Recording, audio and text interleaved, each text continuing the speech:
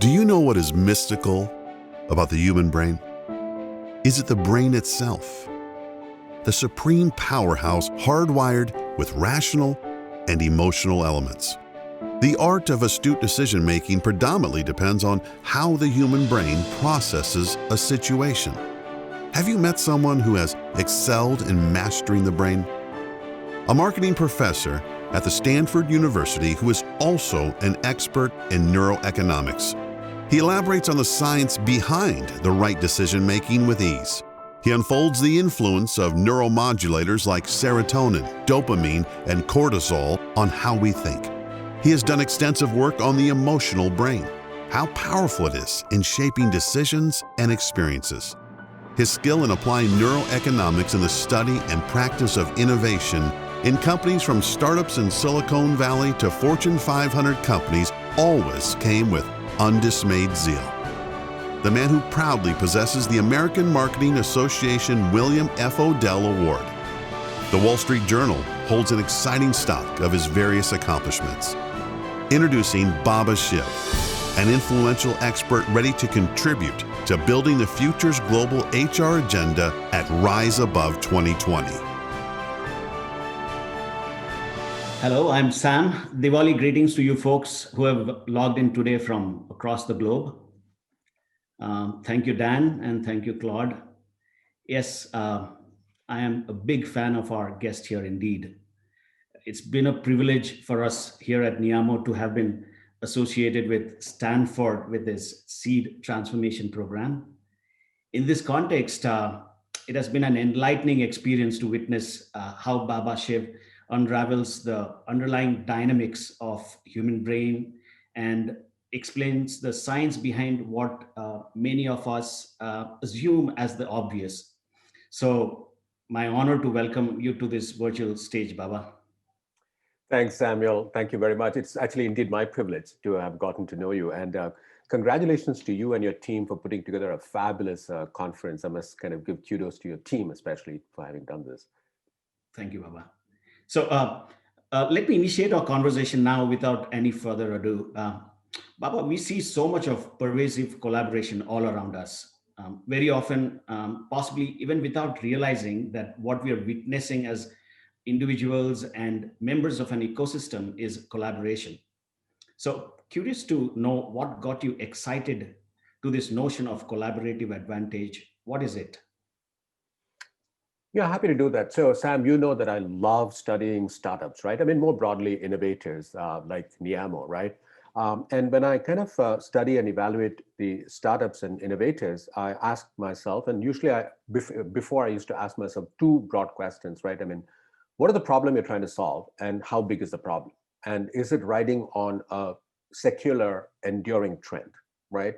And we'll talk about this later on, if time permits, Samuel, about work from anywhere and what are the consequences of that for organizations. Second question is, what right do you have to play in this market? Do you have some unique capabilities? Do you have a competitive advantage vis-a-vis an entrenched incumbent, but also vis-a-vis other startups in this space? And for a long time, that was the only two criteria that I used to evaluate startups and innovators on. And then as I began to kind of go down the journey, I began to realize that there has to be a third element, and that is, how are you managing your dependencies? Not just on the customer side, but also on the strategic partnership side. Now, are you managing these? And some of these are going to be very key mission critical dependencies in the sense that if you cut the cord, the whole business can come crumbling down. How are you managing these key dependencies, right? Are you adopting a transactional approach, which is what most businesses, startups, innovators tend to adopt? And that'll be in the form of providing incentives, trying to have an ironclad contract. The problem out there is that as an innovator, the power structure is the startup is at a disadvantage, right? I mean, the strategic partner, an entrenched strategic partner is going to have more power. And therefore, what will begin to happen here is that the philosophy here is one of a player winning and losing, right? It is a win, one wins more, one wins less. And as a result of that, when there is this dynamic going on where someone is going to win more and someone is going to win less, the entities become more guarded. They don't want to share the information because if I share some information, the other person can win more, right? So at the core of this transactional approach is a lack of trust. That's why you have these mechanisms, and that's where all these behaviors will emerge. I, rather than focusing on a transactional approach, I kind of say, are you managing these key dependencies through a relational approach, right? Which is grounded in trust. So one of the things that I look for is, do you have a key strategic partner who's also a strategic investor in the company? Because then it is going to be a win-win for all, right? I mean, it's a win for the strategic partner, but also for the startup, the innovator. And that's where the notion of collaborative advantage comes in. When Roosevelt Moss Cantor wrote this influential piece in 2000, it was about this whole notion that most Western organizations tend to adopt a transactional approach. And her kind of thrust of the article was, organizations need to start adopting much more of a collaborative approach, which is grounded in trust, right? So that's how I kind of came to this conclusion that at the end of the day, it is not about your competitive advantage alone. It's not about the problem you're trying to solve alone. It is also about how you're managing your core key dependencies through a collaborative advantage, and thereby create a collaborative advantage. Thank you. Brilliant. So just to ensure, the audience here is able to digest what you told by uh, possibly a virtue of narrative, any examples from your vast repository of experience? Well, yeah, several examples that I can talk about. And one of them, as you know, Sam, I've been deeply involved with the agriculture sector, what is called referred to as the primary sector in New Zealand, right? And for a long time, I've been observing that New Zealand, because geographically it is so remote, and the main markets are far away. I mean, the main markets are the US and China, if you think about it. Yeah, I was beginning to notice that you have all these entities in the primary sector, wool, meat, etc., milk, etc., all putting in their own individual efforts in terms of a market presence and so on. And I said, that's a waste of resources. So how do I bring these entities together? And through a collaborative advantage, you can actually spread the investment in resources and come together as a consortium to have a market presence, right? So this is what gave rise to Tihono. Tihono in New Zealand is a consortium of these business entities as well as governmental entities that come together. And the fundamental thing out here was to build trust. So basically what we did was brought these entities here to Stanford. They come in every year. We brought these entities and they work together, because one of the best ways to build a collaborative advantage at the foundation of that, as I mentioned before, is trust. And one of the best ways to build trust is having people come together, share common grounds, break bread together, etc. And then once you've built that foundation of trust, on top of that, how do you start building your capabilities together as a consortium? So a good example was that they were planning to get into China, and because they didn't have a market presence in China. And it was one of the entities out there which already had a market presence said, you know what, we're going to open up our facilities for anyone in Tihono to come and use the facilities to accelerate the in-market presence. So that's one example, which is more of a consortium approach. The other one, as I started going around in this journey, was we picked one sector, which is the wool sector, which is what I'm most familiar with. And what we did was we brought again entities across all entities across the value chain, right? At one end of that will be the brand partners.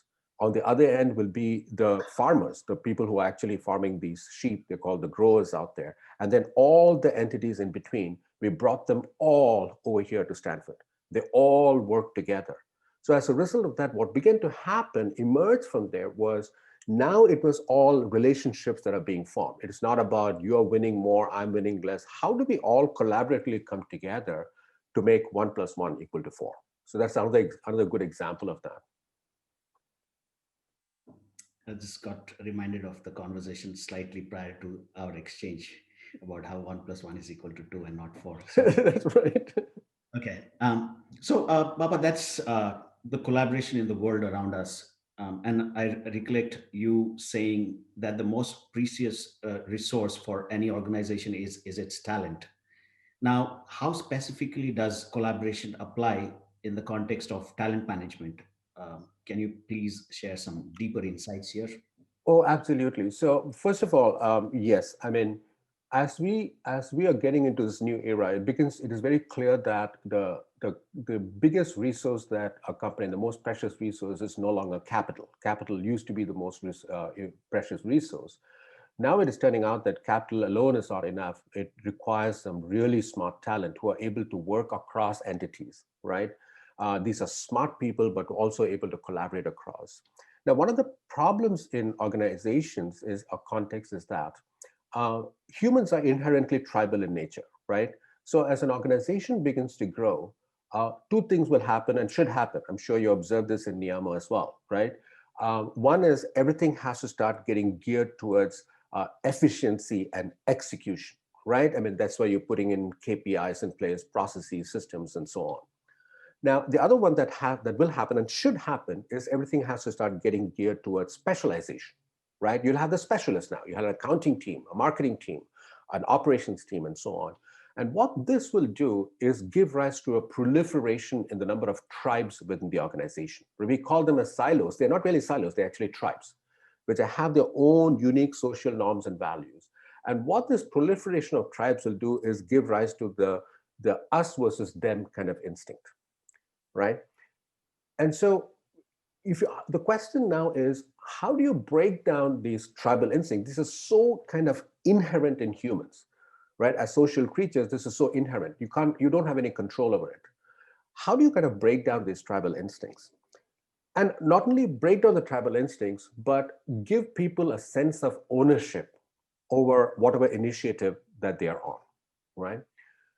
So one of the most effective ways, as I mentioned earlier on, is one of the most effective ways to break down tribal instincts in general is to have opportunities that will foster an intermingling of tribes, right? So think about the decades-long conflict between Palestine and Israel, right? I mean, people have tried out different things, nothing has worked, but there's one initiative that is sponsored by the United Nations where over a summer, you'll have these teenagers from Israel and teenagers from Palestine coming together.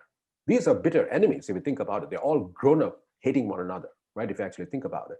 But they all come together and very quickly they begin to realize that they're no different than the others. They have their same desires, same fears. You know, I don't like going to college. You don't like going to college. And you like this particular football team. I like this particular football team, right? I mean, there are some common grounds that will happen. And what this will do is break down these tribal instincts. So one of the things that when I go around organizations, I look for is the organization creating formal and informal opportunities for the intermingling of tribes, right? So for example, if you go to Amazon, they have the notion of the two pizza meetings, right? And two pizza, the idea being that Jeff Bezos said that if there is a meeting which has more people than can consume two pizzas, that team is going to become dysfunctional. That's the basic idea there. But the two pizza meeting is about people from different tribes just come together and discuss anything under the sun, right? It could be something like, how do we bring fresh water to Cape Town, which was facing a drinking water crisis? Nothing to do with Amazon. They just meet together.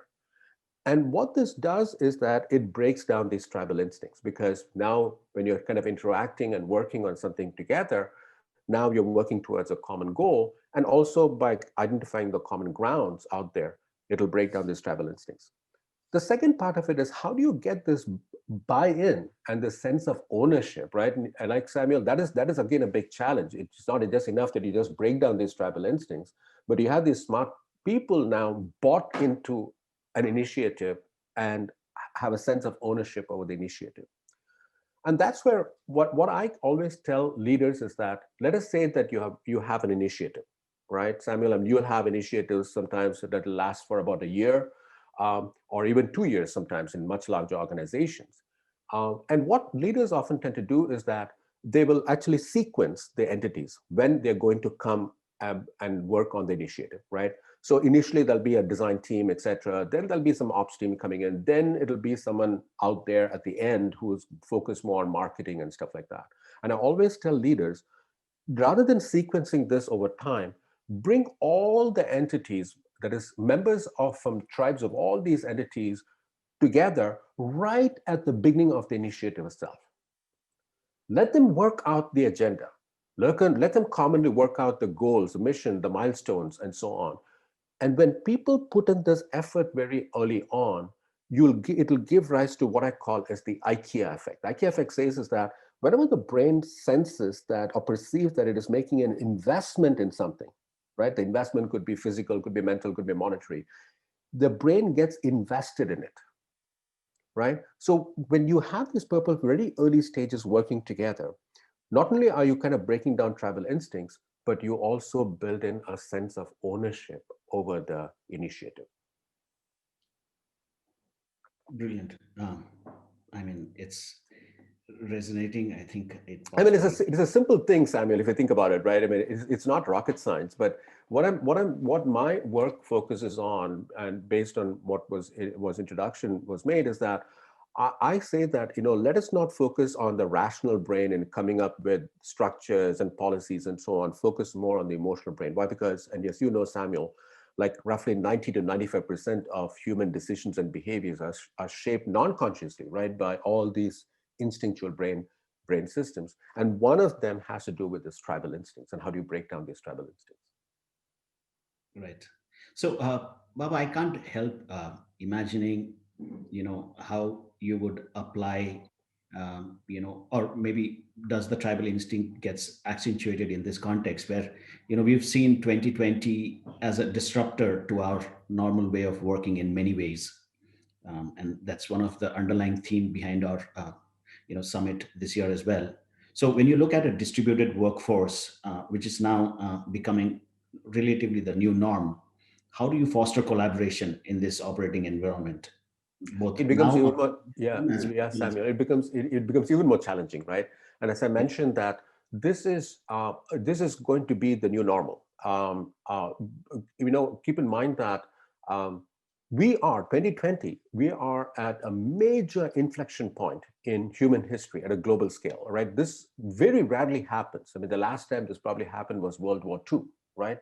And what these inflection points will do, it'll start accelerating these secular and enduring trends, right? Work from anywhere or work from home, working remotely was already in place before the pandemic hit. But there was a sense of guilt, and people didn't know how to work around this, even though some people desired to work for remotely. How do you manage? This pandemic forced everyone into working remote, right? Now, what that means is that now, for the first time, we are no longer prisoners of geography. Now, that is a weird kind of a thing if you think about it, right? Previously, you had to have a workplace, you have your home, and the home was located some distance close to the workplace, maybe an hour away, in terms of commute and so on. But still, you had a compartmentalization of your professional life and your personal life. Now, that has disappeared. Now, it is professional and personal lives have all gotten intermingled, right? Now people are kind of saying that why should I live close to a place? I mean, with the cost of living so high, I might as well settle down in a place where there is a lower cost of living. So it starts getting distributed. Now, the problem that arises very often with this is that, in general, these tribal instincts. Now, if I should ask members of your audience and ask them during the pandemic, if you had informal conversations, not work related, but non-work related, right? Conversations either through Zoom, virtual, or with social distancing in person, who are these people that you are interacting with? And almost everyone in the audience will say it'll be people from my own tribe. So that's going to even further increase this tribal instincts kicking in, where it's us versus them and so on, right? And you're beginning to see that as people begin to move away from geographically, you'll be seeing that the tribes within the organization are moving together. So imagine that you have a sales team or a marketing team, and the marketing team, because they all know one another, say, hey, let us move from Silicon Valley to Albuquerque, New Mexico. I'll just give an example out there. Now that team is working because when you get into the new normal, Samuel, what's going to happen is that you're going to have this flexible routine. There are going to be some things that it'll be a hybrid. There are some people will be doing in person, some not. But the in-person meetings, if there's going to be geographically distributed according to the tribes, then the in-person meetings are going to occur within the tribes. That is going to further influence these tribal instincts. And that's why I consider this to be a huge challenge going forward, right? So I've seen organizations, for example, now taking the initiative and becoming a lot more proactive, saying that, we know that people are now thinking of moving away, but instead of allowing people and the tribes to make their own decisions out there, let us do it from the above to have some kind of thing in place. So, Samuel, you might say that I'm interested in outdoors. I have two young kids, so I like a place that has got a good school district. So what companies are doing is saying, okay, we will kind of find out which are the places that match what you're thinking so that you can consider that option. And this is available to employees, not just within tribes, but across tribes. So that you're kind of fostering when they move geographically to some other location, when we get into this hybrid context, some in person, some virtual, at least the in person meetings will have members of various tribes all together rather than all these just tribes and pockets of that, right? How much are the organizations doing in terms of casual meetings and encouraging people to reach out to members of other tribes or silos within the organization, right? So I've seen companies now having coffee breaks. These are just scheduled into the calendar. Just half an hour. We know at some point in time people want to just get up and walk around, and the idea here is that you have these coffee breaks. You can just get into a virtual setting and then you can meet up with people you're not met before. And that is one of the ways by which you can go about breaking down these tribal instincts. But it is not easy. It is a huge challenge. And what I would encourage organizations to do is pay careful attention to, just as you're focusing on the marketplace and the changes taking place in the marketplace, don't ignore what is happening in people's lives, your employees' lives. How are they juggling this kind of mushing up of the professional life and the personal life, right? What are their desires? What are their fears? What are the new desires? What are the new fears that are coming in? You've got to be acutely sensitive to that going forward, because that's what will give rise to effective solutions that will ensure that you continue to have a collaborative advantage in the new context where things are going to happen in a hybrid format. Right. Well, I think these are, really relevant, contextually relevant insights and advice during these times. Now, I think we're more or less towards the fag end of our allotted time, but let me try to squeeze in, one more question before I go to my closing question. When we think about implementation, Baba, whose responsibility do you think is it to drive collaboration? I mean, should it be top down driven? Is it a culture that we need to focus on? How do we take the next steps to Uh, implementing this, getting Great this, getting? question. So, I mean, of course, different organizations are going to be different. We have to embed this in the context in which the organization, the culture, and stuff like that. It's not going to be one size fits all, right, Samuel? I mean, there are certain cultures that are more open, some are more hierarchical and stuff. So it is going to be dependent on that. But I would argue that at the end of the day, it's going to be a top-down and a bottom-up, a combination of the two. I know it's almost like a copping out answer, but that's what I truly believe in. Top-down in the sense that I don't want organizations to start setting up policies. Like from now on, every day, half an hour, you have to attend a coffee break. Now that when you have these policies out there, the first instinct of the brain is will to say, you know what, I have to do it. It's not that I want to do it. And that's why the bottom up is important. It is that you want to have people fostering collaborative advantage with a bottom up approach. So they have a sense of ownership over it, right? It's not that I have to do it, I really want to do it. And how are you going to have the incentive structure in place? How are the leaders going to signal this themselves? For example, I'll ask members of your audience, how many of you have actually reached out to employees who are way away remote from you and just had a casual conversation? It's nothing related to the organization, business, and so on. Just have a casual conversation. How are you doing? I mean, how are your kids doing, etc. Just reach out. Just as companies, many of the companies now in Silicon Valley, everyone in the executive leadership team has to take a call. If there's a call center, have to take a call there. The same thing should be adopted for internal as well, for talent as well, so that people, and that's the signaling value that is coming from the leadership. So it's a combination of this thing. The last thing I would just conclude there is, I don't want organizations to go about doing this by setting up policies. That is the worst thing that you can do. Let that be organic. Have a top down with leadership signaling what are the right kind of behaviors, what are the right kinds of social norms and values, and have the bottom up in terms of let people decide how they're going to actually go about fostering collaborative advantage. Brilliant, Baba. I see that we're almost at the fag end now. Any advice you have for the organization as they plan their way forward? I know you almost covered it during as a response to the Yeah, previous just question. one thing I will say is be acutely, as I mentioned before, be acutely sensitive to people's lives, their talents' lives, not just on the customer consumer side, but internal as well. What are people experiencing? If you have a practice of design and design thinking within your organization, just don't do it in the marketplace, do it also with the employees, because you'll begin to unearth certain problems, certain pain points that sometimes could be very easily eliminated and make 1 + 1 = 4. Right.